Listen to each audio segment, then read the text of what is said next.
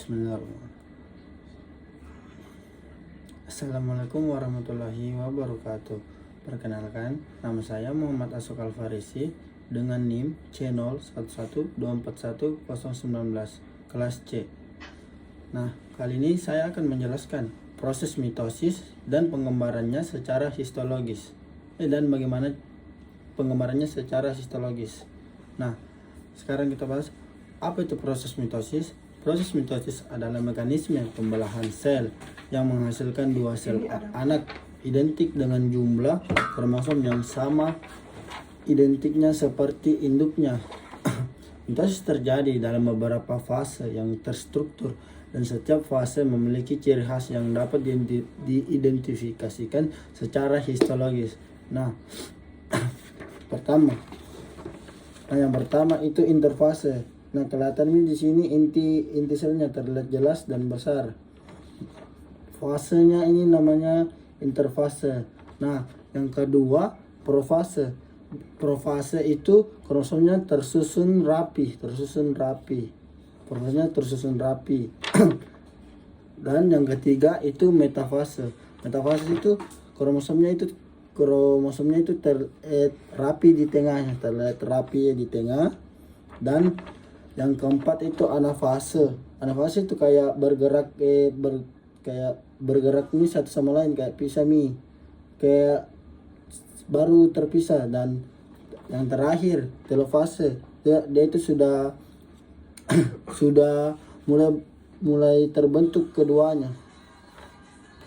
Sekian. Baik, di poin kedua saya akan menjelaskan 6 lapisan epitel selapis bertanduk. Nah, yang pertama itu stratum basalis. Stratum basalis itu yang di sini. Lapisan sel basal yang terus membelah. Nah, yang kedua itu stratum spinosum yang di sini. Ini. Stratum spinosum, lapisan sel berbentuk seperti duri ini. Seperti duri. Nah, yang ketiga stratum granulosum yang ini, yang di atasnya spinosum ini. Stratum granulosum lapisan dengan sel yang mulai terisi granula keratin. Nah, yang keempat stratum lucidum yang ini pas di sini. Stratum lucidum itu lapisan tipis yang hanya ditemukan di kulit tebal seperti di tangan dan kaki. Nah, yang kelima itu stratum corneum yang ini. Stratum corneum itu lapisan terluar yang terdiri dari sel mati penuh keratin yang di bagian sini. Nah, yang terakhir itu stratum disjunctivum. Nah, yang ini. Dia itu lapisan terluar yang telah mengupas yang bagian ini, satu ini. Oke, baik, terima kasih. Baik, di poin ketiga saya akan menjelaskan tentang cara kerja kelenjar, mulai dari kelenjar merokrine, kelenjar holokrine, dan kelenjar apokrin.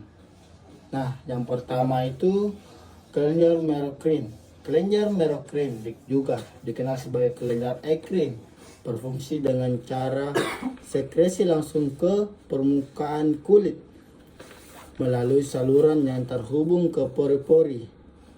Nah, ketika suhu tubuh meningkat, sistem saraf pusat merangsang kelenjar ini untuk memproduksi keringat yang sebagian besar terdiri dari air dan elektrolit seperti natrium dan klorida tanpa protein atau lemak.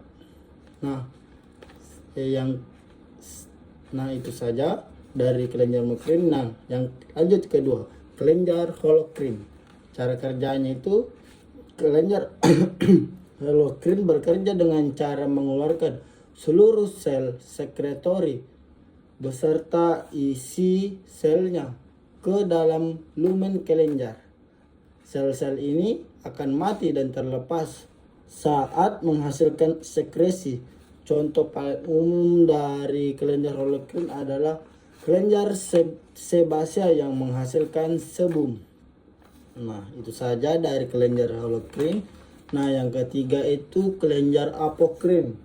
Cara kerjanya itu mengeluarkan sekresi dengan cara memisahkan bagian apikal dari sel sekretori. Sekresi ini lebih pekat dan mengandung lemak serta protein dibandingkan dengan keringat dari kelenjar merokrin.